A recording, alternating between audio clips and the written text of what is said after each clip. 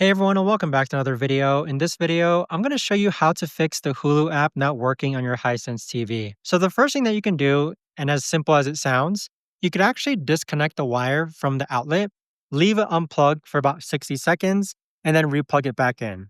What you've done is just a soft reset of your TV. Check and see if the Hulu app now works. Additionally, if you go into the quick settings option, then click on Wi-Fi, just double check and make sure that you're actually connected to a Wi-Fi network because sometimes a disconnected Wi Fi network might be the reason why your Hulu app isn't working. Additionally, if you click and hold the OK button while hovered over the Hulu icon, click on View Details. You could actually uninstall and reinstall Hulu and double check and see if that works. Now, as a last resort, if you go back onto the home page and then click on Quick Settings, then click on All Settings, then scroll down and click on System, scroll down again, and then click on Restart. That's actually going to restart your Hisense TV and see if the Hulu app then works. But that right there, guys, is the best and easiest way that I know of to actually go ahead about doing this.